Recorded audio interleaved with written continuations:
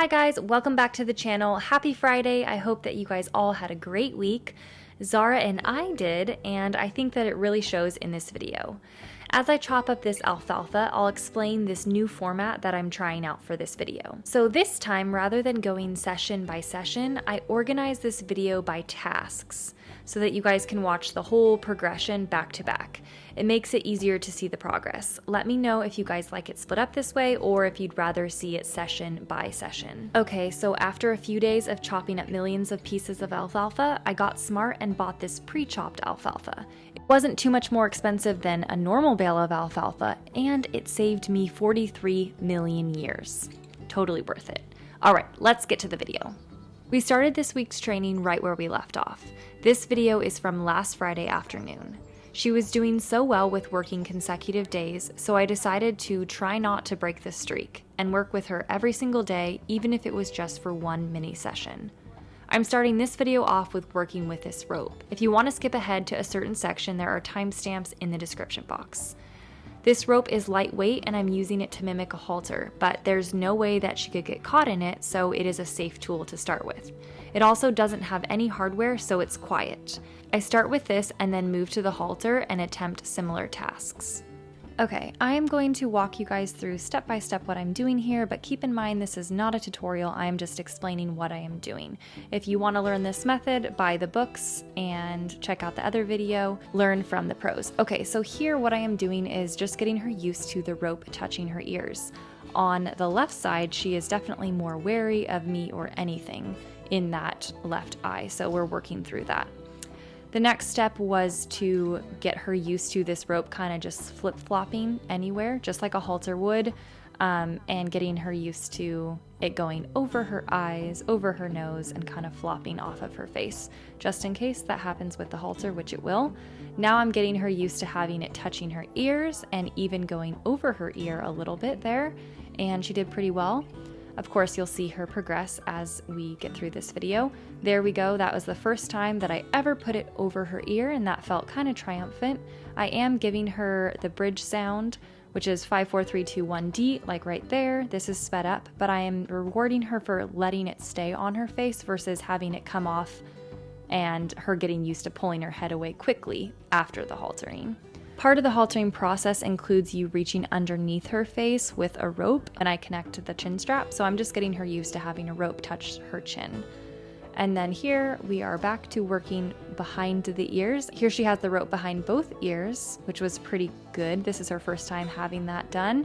And then I'm just trying to let it be there versus just taking it off right away. I don't want her to get used to me taking it off right away and then running into problems later on. So here we are practicing the chin strap, and she took a little while with this, obviously, because I am on her left side, which is more scary, but I am very, very happy with the progress that she has made, and you will see how it does transfer to haltering. As we go through the haltering process, keep in mind that each one of these sessions I started with the rope and then moved to the halter.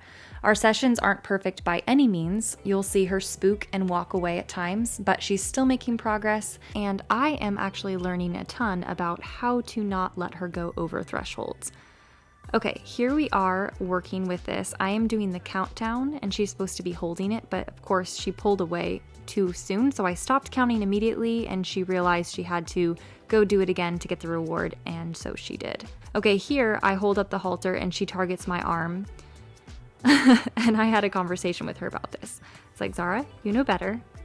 So I pull it away and then I give her another chance, and of course she does the right thing. She's very smart, and if I would have given her a treat for targeting the arm, she would just keep doing that over and over again. So it was important that I pulled it away.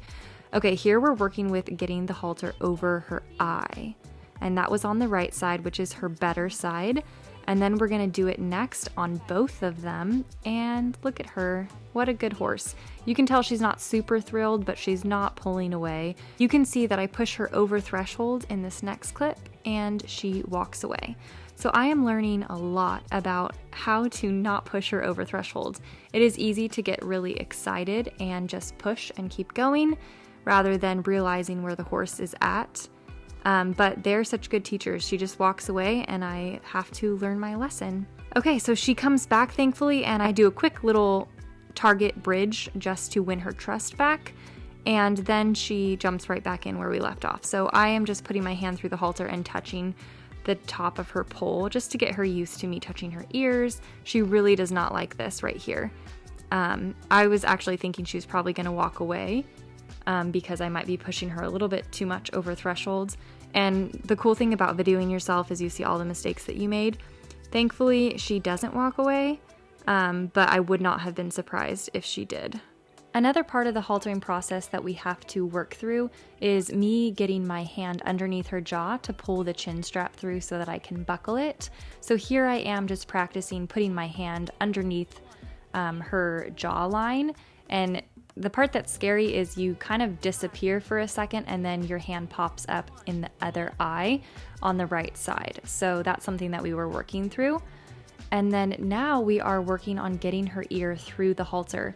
This is a pretty sloppy job. I wish I had more videos or just more trials that I did, because she actually reaches way too much for the hay, and I should not have rewarded that, but I was very excited that I got it over her ear, and so I just gave it to her anyway, which was a mistake.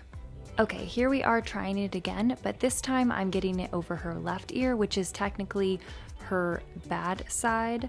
If you want to say that she has a bad side, it would be the left. But she did pretty good with this, and this time she didn't reach as much for the hay, so I was pretty happy with that. Still a little bit of reach, but not as bad. And then here we go, doing it again on the left side. She does great, and I am bridging her here rather than taking it off and then rewarding her. I'm leaving it there, doing a countdown, and then bridging, giving her the reward, and then there we go with the other ear. And so now she has both ears through the halter, and I'm counting down so that she just gets used to wearing it, still counting down as I take it off of each ear. I'm super excited because this is the very first time it's been done. And then I slowly take it off as I count down and bridge. You got haltered! You did it! You so did it, girl! You did it! Are you happy? Are you proud of yourself? No. Later that same day, I did another session just to make sure that we had solidified that she can get both ears in the halter. And so here we are practicing. I got the left ear first, and then I went and did the right ear. So this is her second time being officially haltered with both ears in the halter, and I did a little celebration dance there because I'm super excited. I think she's made so much progress this week in this area, and it's worth celebrating. This section is short, but don't let that deceive you. I spent just as much time working with her on fly spray as I did with everything else. If you're wondering how I trained this, you can go watch the previous video that I posted about working with Zara. I go more in depth on how I did this step by step, so if you're interested, go check out that video. But check it out, here is a wild Mustang that will stand without being tied for fly spray.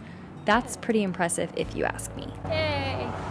Now the flies won't be bothering her. This next section, I'm just gonna show you guys how it started and how it ended. So here is her on her left side. You can tell that she is trying to block me to keep me in front of her versus me being on the left side.